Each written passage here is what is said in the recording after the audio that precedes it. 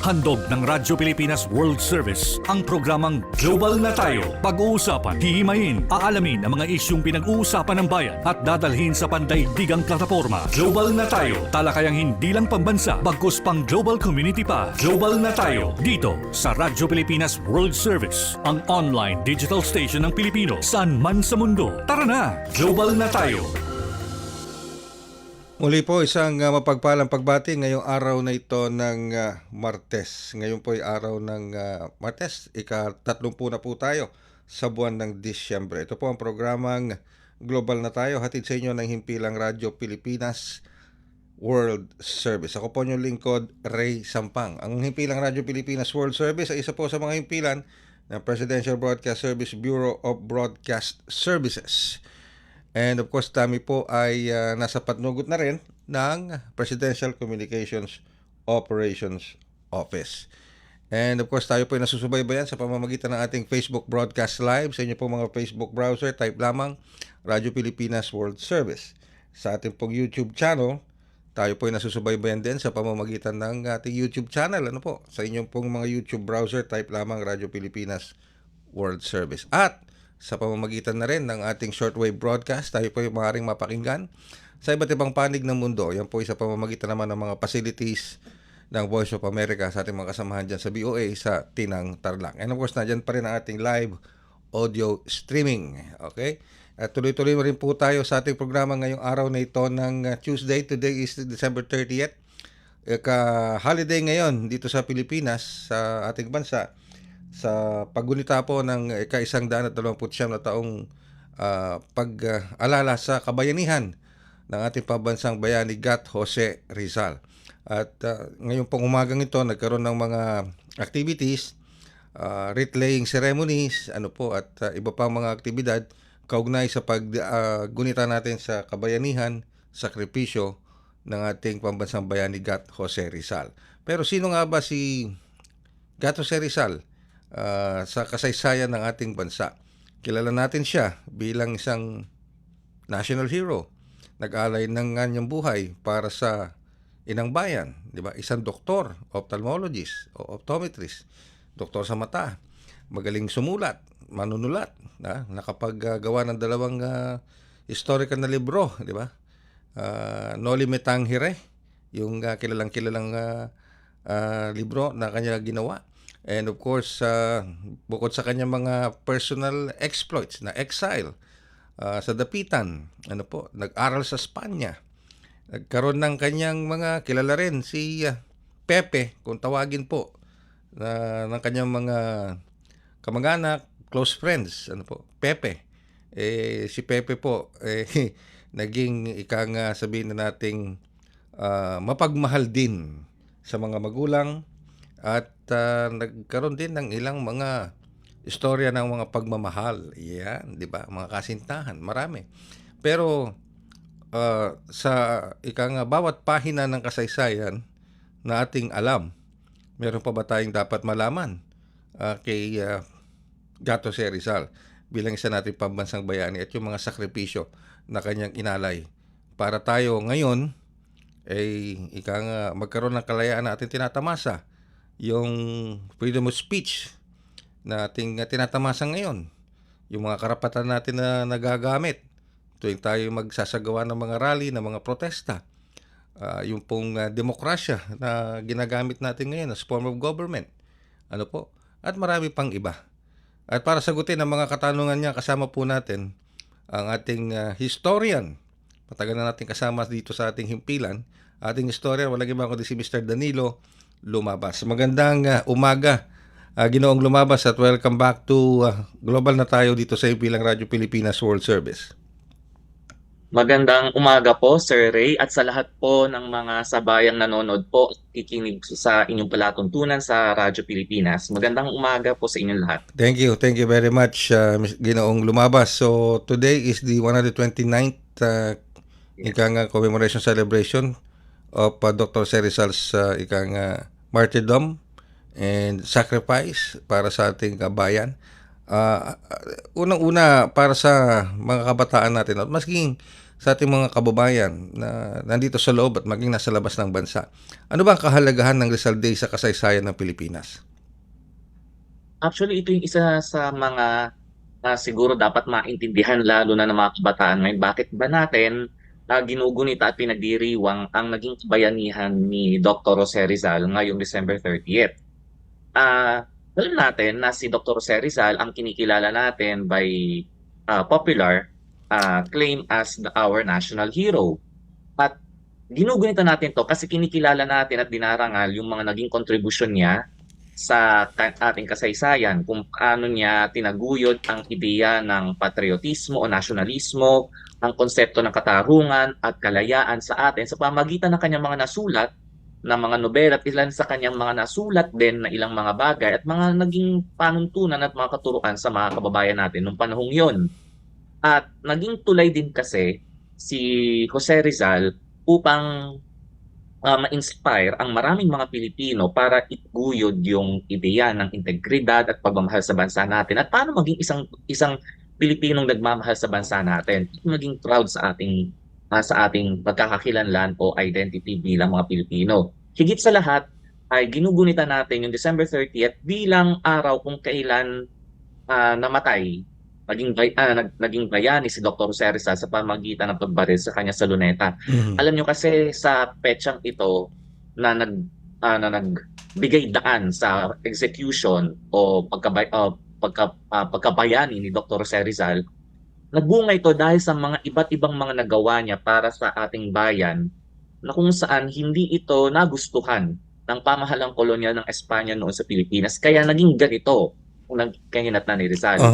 Itong pag-aalay na ito ng buhay niya sa atin ang isa sa pinakamagandang nangyari sa ating kasaysayan na naging inspirasyon sa maraming mga Pilipino. In fact, si Andres Bonifacio, kinikilala niya si Jose Rizal bilang naging inspirasyon niya bakit niya itinatag ang Kilusang Katipunan. So maraming mga bayani, hindi lamang mga Pilipino ang kumikilala sa naging kontribusyon ni Jose Rizal, kundi mga kapwa niya mga bayani at mga kakontemporaryo niya nung panahong yun. Alright. Nabanggit mo si Andres Bonifacio, Ginoong Lumabas. At sa mga pelikula at maging sa mga plays na portraying the life of Dr. Jose Rizal, dito pinapakita, tulad na nabanggit mo, nilapitan siya nung nakakulong yata si Rizal before his execution. Nagawa ng paraan na makausap ni Andres Bonifacio si Jose Rizal at hinimok niya ito na mag-aklas at sumama sa katipunan. Pero he turned it down, di ba? Parang tinurn it down niya at hindi siya sumama. Bakit hindi siya sumama? Actually, ito yung isa sa mga magandang linawin natin sa parang isa sa mga usual na misconception tungkol sa kay Rizal. Totoo ba na si Rizal ay categorically against o fundamentally against sa naging revolution kasi nga doon sa naging tatagpo actually ni Dr. Pio Valenzuela, kasi si Dr. Pio Valenzuela ang ginawang emisaryo ni Andres Bonifacio para makausap si Jose Rizal sa dapitan that time. Hindi categorically and fundamentally against si Jose Rizal sa Philippines sa magaganap na himagsikan o revolusyon, pero hindi lang kasi siya pabor doon sa madalian at parang somehow premature na paghahanda ng Pilipinas para sa isang armadong pakikibaka laban sa pamahalang kolonya ng Espanya sa Pilipinas. And this was targeted in 1896. Tandaan natin, si Jose Rizal, through his novel El Filibusterismo, advocates na radical change in the government itself. So, kasi kadalasan ito yung magandang malinaw din natin sa ilang mga guro ng kasaysayan na nagtuturo ng araling palipunan ng kasaysayan ng Pilipinas, hindi siya categorically against the revolution. Pero ang gusto sana niya mangyari, mapaghandaan pa ito, lalo na kulang pa sa armas, at kulang pa sa paghahanda ang mga tipunero noon sa pangunguna ni Andres Bonifacio. In fact, nananawagan pa siya ng ibayo pang paghahanda. Kasi ang worry ni Rizal, baka maging futile lamang yung magaganap na himagsikan kung magiging premature lang at magiging madalian yung paghahanda noon ng mga katipunero sa iniisip nilang himagsikan noon. But more preparations pa sana. Yun siguro magandang malinaw natin. Okay. So, kasi siyempre, having an armed revolution to a peaceful transition for Mhm. ika nga sa isang sariling kasarinlan are two different things, di ba? Yes. Yan, okay. Pero bakit si Dr. Jose Rizal ang naging simbolo ng mapayapang pakikibaka ng mga Pilipino? Ay, isa pa yung sa tanong ko eh. Sa dami ng mga bayani natin sa Pilipinas, hindi lang si Gato Jose Rizal, nandiyan din si Gat Andres Bonifacio na tinuturing ama ng Katipunan, si Emilio Aguinaldo, si General Luna, si Apolinar, ang dami kung iisa-isahin natin, di ba? Bakit si Rizal? Sino ba ang pumili kay Rizal na magsasabing siya ang magiging national hero ng Pilipinas? Okay, actually, isa ding magandang linawin din natin, wala pong legislated law na magsasabi kung sino yung dapat itanghal na pambansang bayani natin. Mhm. Si Jose Rizal, just like also the different national symbols, ay popularly acclaimed ng marami sa mga Pilipino. In fact, si si Jose Rizal ay parang napili somehow ng American colonial government during the early 1900s among those different rosters of Philippine personalities na parang viable para maging national hero. Ang isa sa kasi sa mga kinonsider dito ay yung mga nagawa mismo ni Jose Rizal bilang kapagtaguyod ng, sabi nga natin, bilang mapayapang paraan ng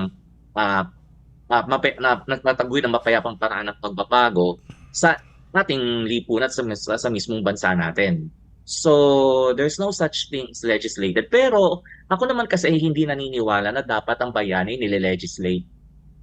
O kaya Mhm. yung parang mayroong isang kailangang batas na nagsasabi na dapat itong taong ito o itong Philippine symbols na ito ay matanghal sa pamagitan ng batas. Naniniwala ako na dapat ang sambayanan at ang mga academicians o yung mga taong higit na nakakaalam sa kasaysayan at sa ating kultura ang siyang dapat nagbibigay ng pagkilala sa mga gaytong tao, sa mga gaytong simbolismo at mga identities natin, tulad ni Jose Rizal bilang isang bayani natin. Ayun. Okay. So there's no legislation Mhm. appointing anyone to be a national hero, pero parang consensus na ng taong bayan na si Yes, Gato Jose Rizal na nga. mm. Pero may Bagamat pero meron bagamat pa rin ano nakilala dito. kasi siya Mhm. at napili noong during the onset of the Mhm. American period in here in the Philippines. Doon siya nagsimula. Yun ang ano eh, yun ang gusto kong matalakay din natin in some point in time ano. Kasi siguro ito na yung magandang pagkakataon. Yes. Bakit si Jose Rizal ang pinili ng mga Amerikano? Is it because educated siya? Prime-mannered siya as compared halimbawa kay Andres Bonifacio, which is a armed revolutionaries. Ganun ba 'yon? Okay. So doon sa mga napagpilian, halimbawa sina Andres Bonifacio and the rest, mas pinili kasi nila si Rizal kasi siya yung somehow parang mas payapa o Mhm. siya yung mas tahimik. Unlike doon sa idea ng katulad ni Andres Bonifacio na mas radikal at mas personal, mas agresibo yung paraan ng kanyang panawagan ng pagbabago. Sa mata ng mga Amerikano kasi, kung mapipili si Andres Bonifacio bilang isang bayani, makikita kasi siya ng mga Pilipino para bilang isang idolo. Mhm. At baka ganito yung gawin somehow ng mga Pilipino na paraan ng pagkalas nila o paglaban nila o pagpapakita nila ng resistance against the colonial government. Kaya mas pinili ng mga Amerikano si Jose Rizal bilang isang bayani kasi mas mapayapa, subtle, yung paraan ng kanyang panawagan ng pagbabago sa ating pamahalaan, sa ating lipunan. Mhm. Okay. Sige, pero never even though pinili siya ng mga Amerikano, the consensus pa rin, majority pa rin ng mga Pilipino, talagang ang itinuturong national hero si Dr. Yes. Jose Rizal. Mm. May kita natin yan sa piso. Yung Mm. pinaka-fundamental na barya natin, ang nakikita natin ay si Rizal. Oo nga. Why? Bakit Kasi ba sa para piso ang lang? idea Bakit? dito is para lahat ng mga Pilipino na mahawak ng piso, maalala si Rizal. Mm. That's the most proper way para maipaalala at maikilala talaga si Rizal sa pamagitan ng paglalagay sa kanya sa pinaka-basic at pinaka-fundamental na barya na ginagamit natin, which is yung 1 peso coin. Di ba? Mm. Oo. Pero wag naman sana ikaw magagalit, Ginoong Lumabas, maging mga nakikinig sa atin. Wala na kasing halaga yung piso, di na pinapansin yung piso. Epektibo pa ba 'yon? Okay.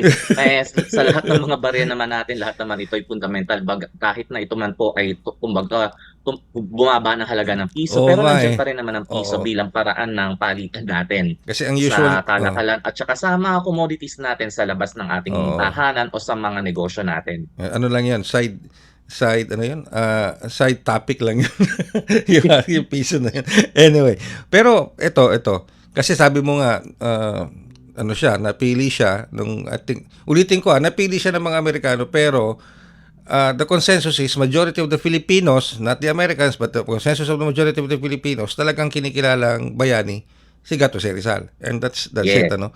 Pero nabanggit and mo that's a rin, fact. oo. Dahil nabanggit mo rin kasi nga mild-mannered siya, peaceful revolution, at dinadaan niya sa mga nobela, sa mga pagsusulat tulad ng Noli Me Tangere at El Filibusterismo na naging mitsan na rin para sa Mhm. Philippine Revolution.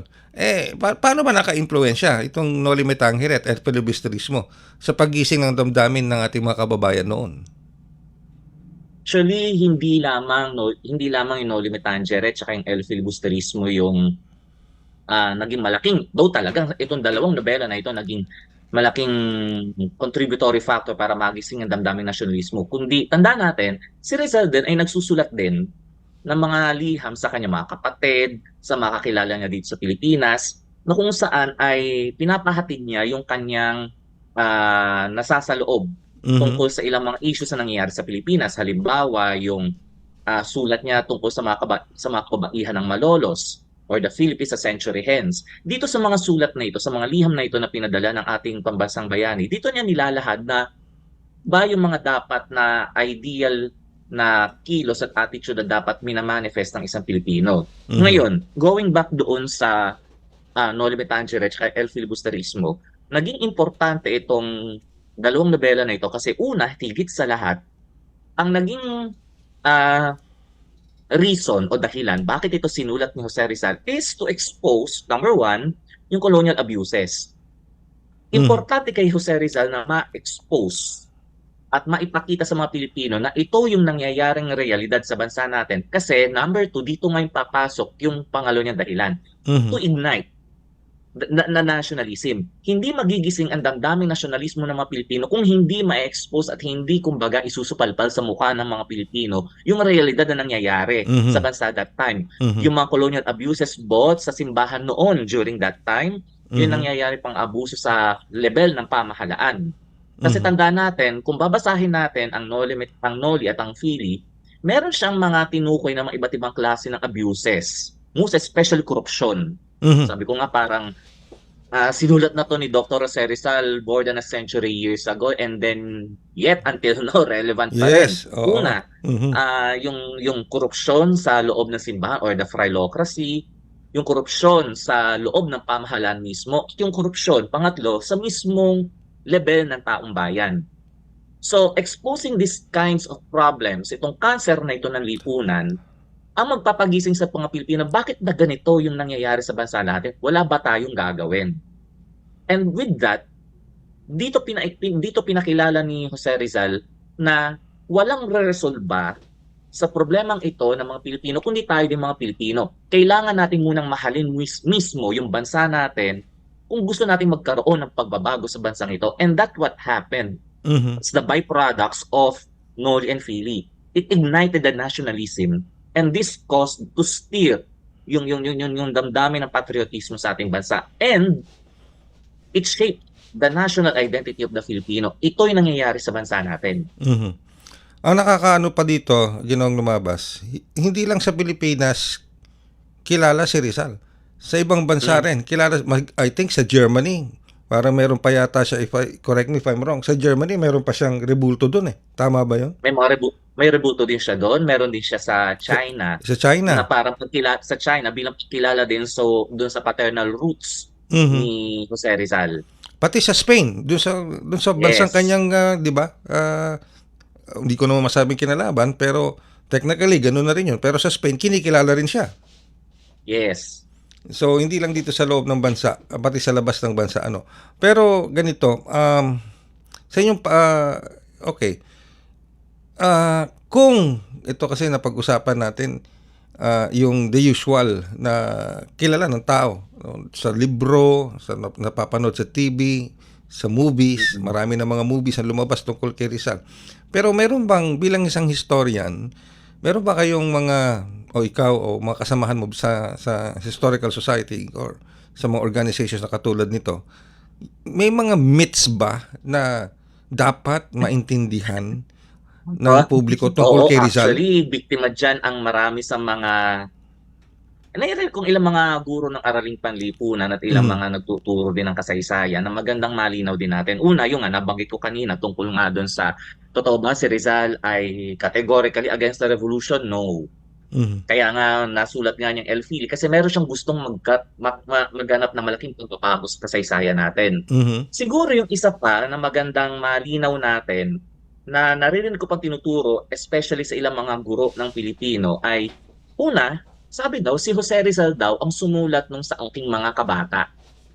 Yung pamosong tula na yung binibigas natin na ang hindi marunong magmahal sa sariling wika ay higit pa sa kahit malasang isda and all. Oo. No, hindi si Rizal ang sumulat nun. Ay, hindi si Rizal yun? Hindi si Rizal po ang sumulat nun. Ang totoo po niyan, ang tula na ito ay unang lumabas pa long before Rizal died. Actually, kung hindi ako nagkakamali, it was first published, yung tulang iyon, noong 1906, sa isang libro na sinulat ng isang nagngangalang Hermenegildo Cruz.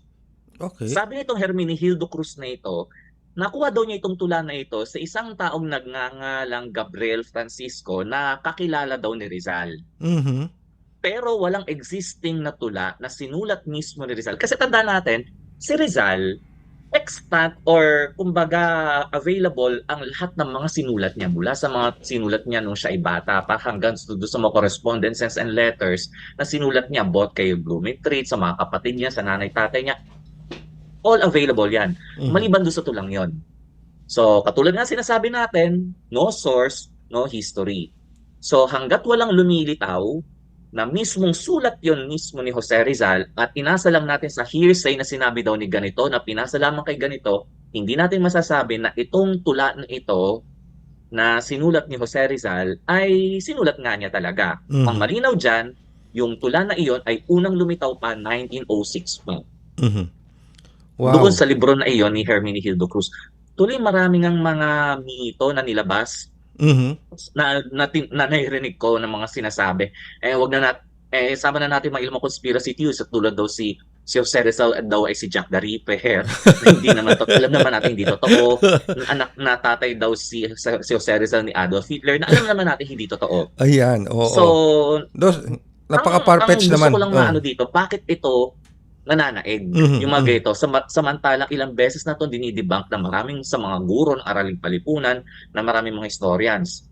Probably because ginagawa kasi siyang parang palaman sa loob ng klase to make the classes enjoyable. Kaso kasi, hindi kasi nalilinaw at hindi na-firm up masyado yung katotohanan na hindi ito totoong nangyari. Kasi kaya siya naipapasa, parang patuloy pa rin na ikukwento. Nagpo-proliferate pa rin ito in classroom and in social media. Mhm. So, maraming mga issue tungkol sa kanya. Halimbawa, yung usaping siya daw ay gay. Mhm. Isa daw member ng LGBT community si Dr. Rizal, hindi po siya totoo. Okay. Eh, di ba ang dami niya kasintahan? Hindi natin pa pagbabasehan yung mga sinulat ni Jose Rizal para masabi na siya ay ganito, ay meron ganitong klase ng sexuality. So, kung teka lang. babasahin lamang natin ito, hindi natin we're falling under the fallacy of hasty conclusion, hasty generalization, hasty conclusion. So, wala po siyang katotohanan. Maraming mga myths, yun, ilan lamang yung sa mga, pero yun ang isa sa mga mahalagang magandang malinaw natin, lalo na sa mga kabataan. Kasi ito yung mas pinaka nagpo-proliferate o ito yung parang ito yung naaalala ng mga, lalo na ng mga kabataan. Kung hindi ito madidibang, itong mga myths na ito, hanggang sa susunod na henerasyon ng mga kabataan, mayirinig pa rin natin itong mga mito na ito. Alright. Pero ginawa lumabas, ito, totoo ba na si Gato Rizal ay miyembro ng Freemasonry o Masoneria dito sa Pilipinas? Yes, naging bahagi po siya ng Freemasonry. Kaya for one time ay lumayo po siya kasi alam naman po natin na hindi in good terms ang Masoneria sa simbahang Katoliko. And Rizal, being a devout Catholic, nung siya ay lumalaki, alam naman natin na pinanata siya ng mahal ng kanyang ina sa mahal na birhen para siya ay makapag-deliver ng maayos sa kanya bilang pampitong anak. Nung siya ay naging member kasi siya ng Freemasonry upang mas maging malaya siya sa ginagawa niyang paraan na pag-criticize sa mga colonial abuses ng ating pamahalaan kasi somehow nabibigyan siya ng ganitong laya at protection mula sa nasabing grupo. Kaya for quite some time ay lumayo din siya napalayo siya ng bahagya sa simbahan. Pero tandaan natin, ito yung isa sa magandang makita natin kay Dr. Jose Rizal.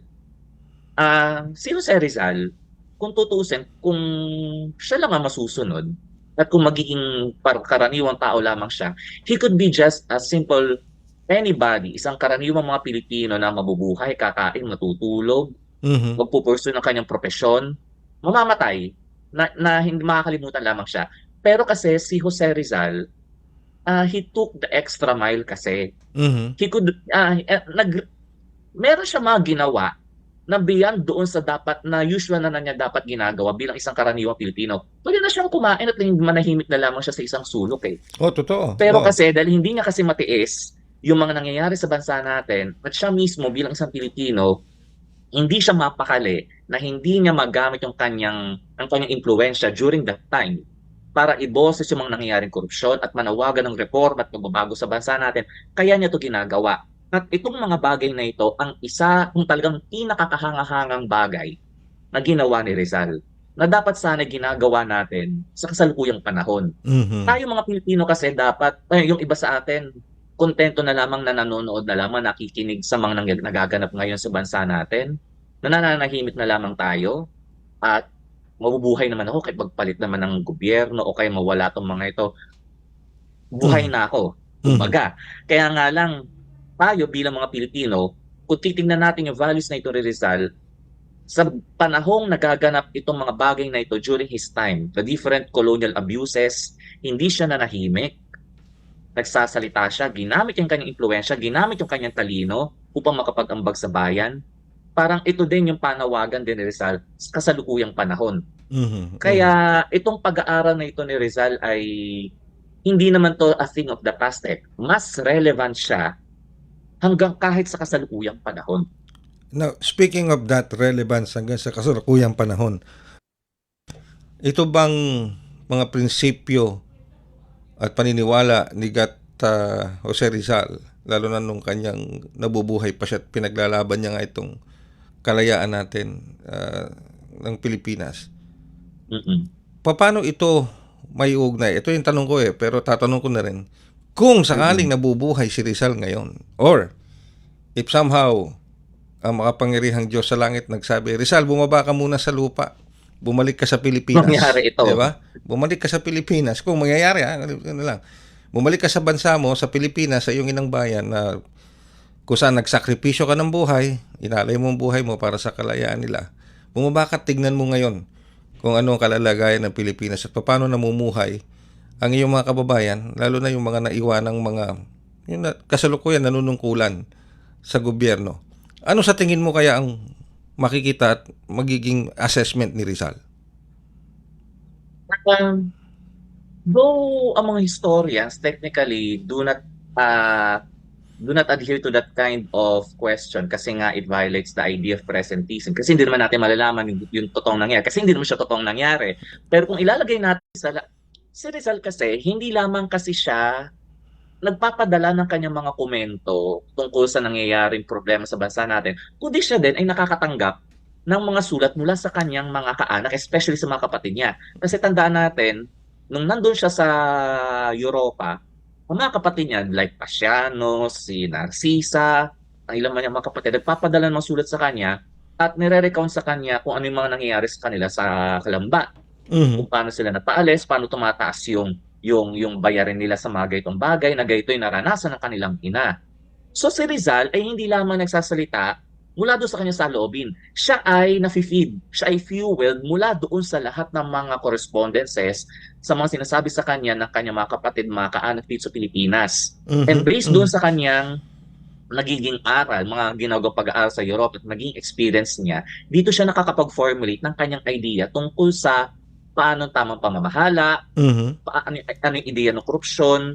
So hindi lamang ito yung usual na brilyo lamang ni Rizal. Katulad na nabanggit ko kanina, doon sa mismong pananaliksik ni Dr. Jokno, nagka-identify siya doon ng iba't ibang klaseng korupsyon. Korupsyon sa Mhm. loob ng simbahan, korupsyon sa nangyayari sa loob ng pamahalaan mismo, sa mismong laylayan mismo. That's true. So, aware si Rizal sa mga ganitong klase ng pangyayari.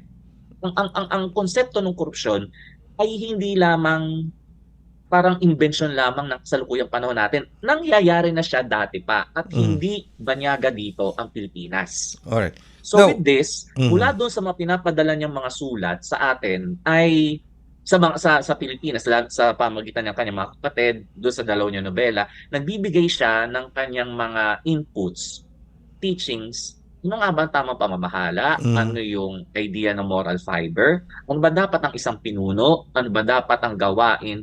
Paano maging maayos ang pamamahala? So kung Mhm. ilalagay natin sa kasalukuyang panahon at kung ganito pa rin kataas ang moral fiber ni Dr. Jose Rizal, isa siya sa mga naging harsh critics Mhm. ng ating kasalukuyang panahon. Alright. Gagamitin niyang kanyang boses and Mhm. malamang si Dr. Jose Rizal ay isa sa mga may ingay sa Facebook at social media Yun. ngayon. Speaking of that, yung social media, alam naman natin, he's a very prolific writer. And, Yes. 'di ba, si Jose Rizal. Mm-mm. Sa tingin mo, mate-take advantage niya itong social media na ginagamit ngayon ng karamihan ng ating mga kabataan?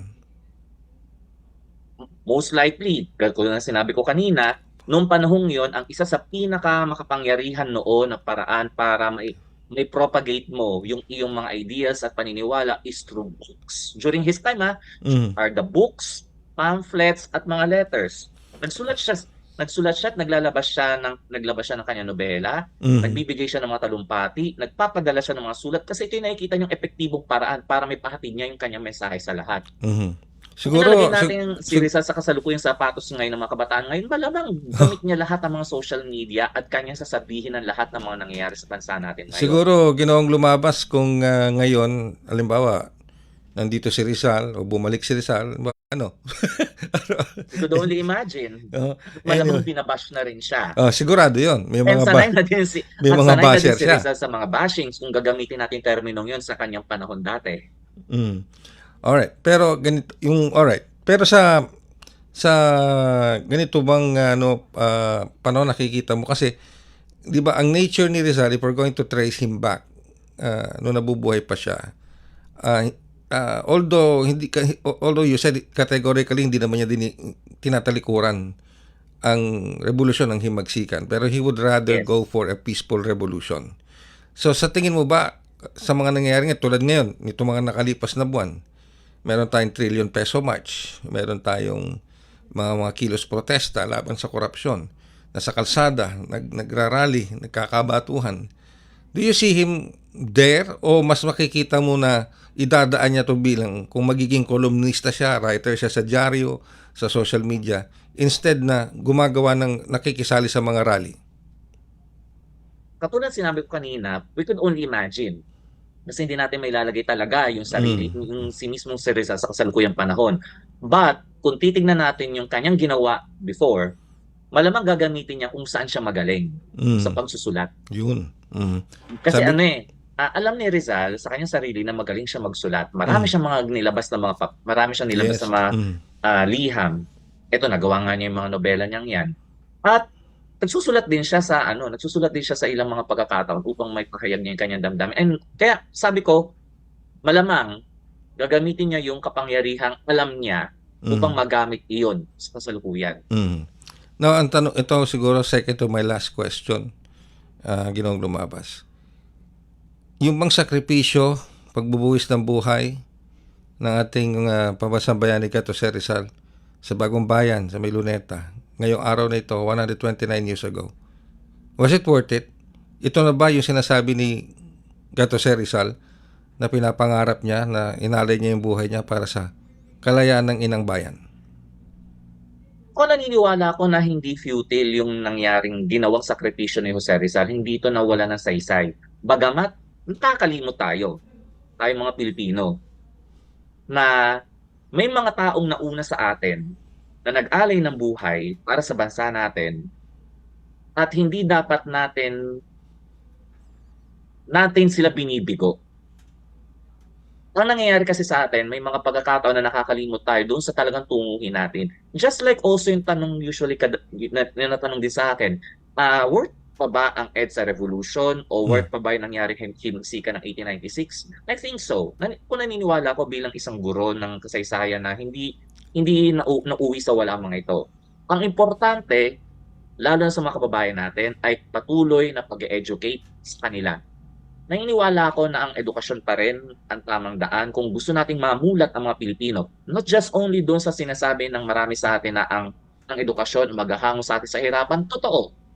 Pero ang edukasyon kasi ang pinakamahalagang susi kung gusto nating mamulat ang mga Pilipino sa kasalukuyang nangyayari sa bansa natin. Kaya importante na ang mga guro, ang mga historiador, ang mga may nakakaalam sa mga ganitong bagay ay patuloy na nagmumulat sa lahat ng mga Pilipino, lalo na sa mga kabataan at sa susunod na henerasyon, kung ano ang kasalukuyang lagay ng bansa natin, bakit tayo ganito, iti-trace back natin ito hanggang sa panahong may mga yun ang mga nauna sa atin, para maintindihan ng mga Pilipino bakit ganito ang bansa natin at ulitin pa rin ba natin ito? Ito na yung problema natin na nakaraan eh.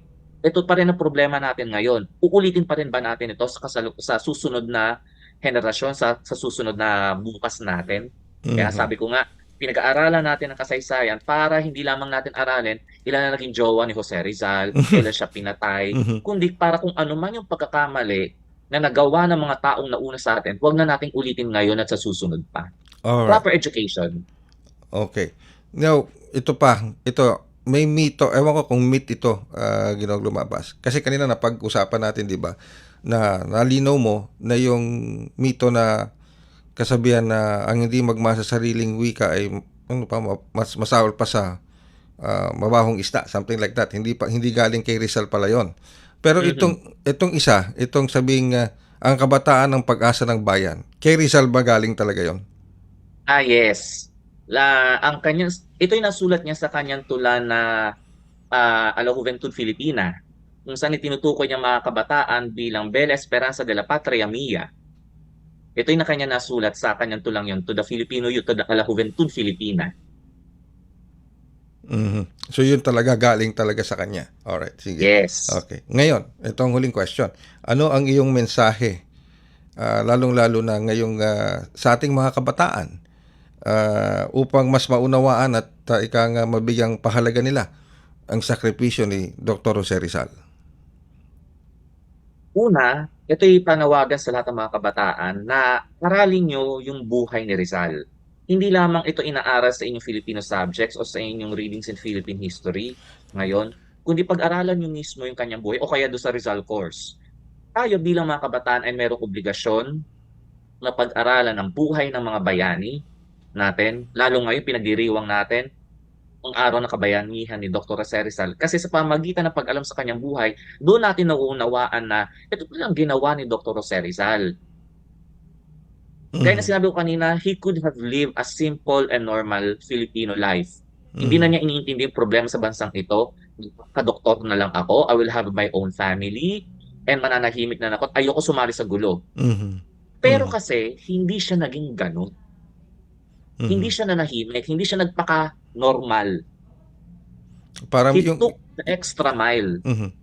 Sinakripisyo niya yung kanyang convenience, sinakripisyo niya yung kanyang safety. Nagpunta siya sa ibang bansa, he spent a lot of money, he compromised his privacy and his life eventually. Pwede siya manahimik eh. Kaya kasi hindi niya maatin na mananahimik siya na ganito nangyayari sa bansa natin, kaya siya nagsasalita. And that's the biggest thing. Bakit natin siya na-appreciate ngayon?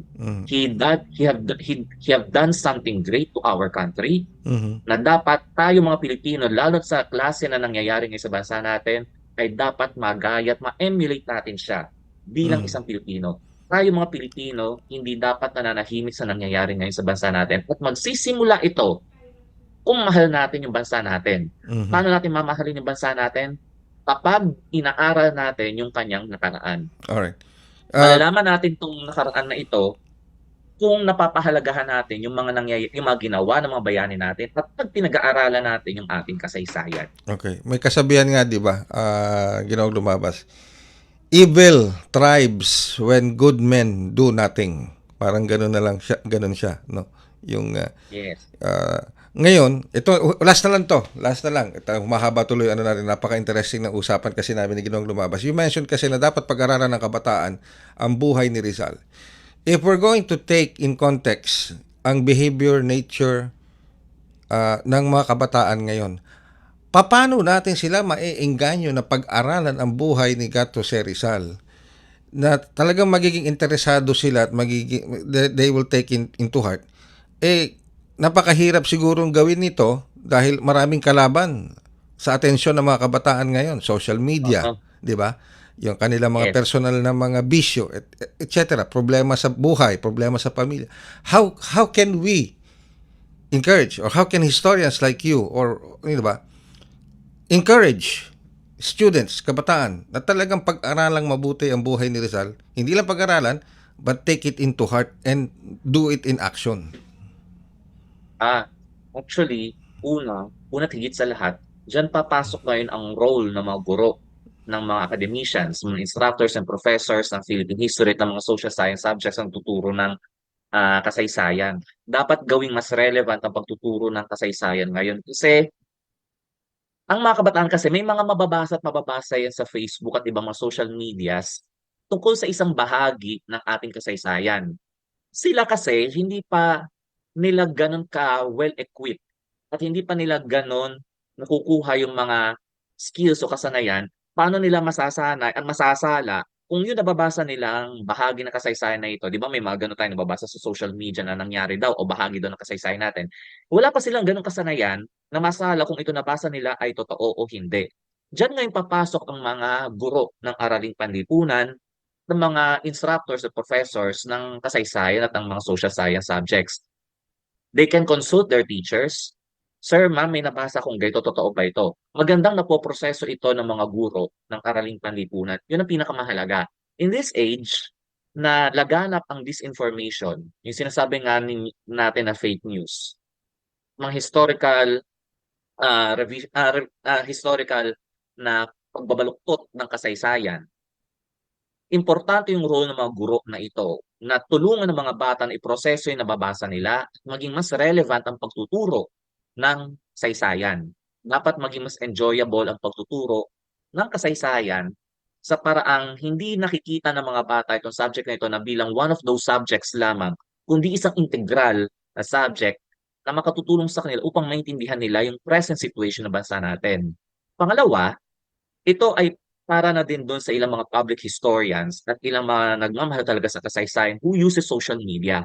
Nakatutuwa lang talaga ngayon kasi sa panahon ngayon ng social media, maraming mga concerned individuals and groups na gumagawa na ng mga Facebook pages na nagpo-post ng mga ganitong pangyari sa kasaysayan natin. Ako naniniwala ako na dapat binababa sa masa at disinformation at historical distortions. So dapat mas nilalapit sa kanilang kasaysayan. Paano mailalapit ang kasaysayan sa kanila? Sa pinakamabisang paraan na nagegets nila, social media. Hindi na lamang books. We can utilize the different social media platforms. You have the Facebook, you have the YouTube, you have the Instagram, you have the TikTok. Utilize them para mas maunawaan nila. With that, Yun po. Ginoong Lumabas, maraming salamat sa oras sa pinagkaloob mo dito sa ating episode ngayon ng Global na Tayo. Tayo ay napapakinggan hindi lamang ng mga kababayan natin dito sa loob ng bansa, kundi maging ng ating mga overseas Filipino workers at Filipino diaspora living and working abroad. Napakahalaga nito because it will keep them in touch base with their country of origin at ang history ng kanilang kasaysayan dito sa Pilipinas. Lalo na sa sakripisyo ni Gato C. Rizal. Maraming salamat, Ginoong Lumabas. Marami pong salamat Sir Ray at sa Radyo Pilipinas. Magandang umaga po.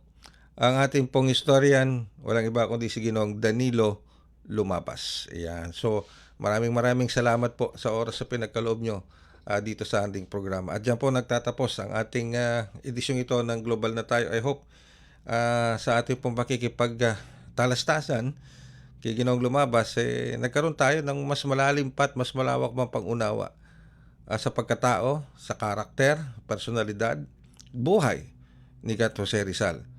Labas sa mga usual na libro at napapanood natin sa telebisyon at pelikula. Marami akong natutunan. Hindi pala siya ang author nung wika na ang hindi marunong magmahal sa sariling wika. Daig pa ang amoy ng mabahong isda. Hindi pala siya. Okay? Batay sa mga naging pag-aaral nating historian. Pero one thing is for sure, yung kawikaan na sinabing ang kabataan ng pag-asa ng bayan, talagang kanya. And that holds true maski sa mga panahon ngayon. Ang kabataan natin ngayon, napakahalaga ng role sa ating lipunan, sa ating bansang Pilipinas. At nararamdaman naman natin sila. Actually, nagparamdam ang ating kabataan itong nakaraan na eleksyon. Di ba nagparamdam kayo, yung mga kabataan? By voting those who are now in the position sa Senate at maging sa Congress. Di ba? Yung mga tumatakbo na wala sa survey, biglang nanalo. Di ba? Bakit? Kasi yung boto galing sa kabataan. Malaki ang boto na nakuha nila sa kabataan. So that means ang ating mga kabataan ngayon, I think, I hope, and I sincerely hope and pray, is living up to that phrase na ginawa ni Gat Jose Rizal na ang kabataan, ang pag-asa ng bayan. Maraming salamat po sa pagsubaybay ninyo sa isa pang edisyon ng Global na Tayo. Ako po yung lingkod, Ray Sampang. Handog ng Radyo Pilipinas World Service ang programang Global na Tayo. Pag-uusapan, hihimayin, aalamin ang mga isyung pinag-uusapan ng bayan at dadalhin sa pandaigdigang plataforma. Global na Tayo, talakayang hindi lang pambansa, bagkus pang global community pa. Global na Tayo, dito sa Radyo Pilipinas World Service, ang online digital station ng Pilipino saan man sa mundo. Tara na, Global na Tayo.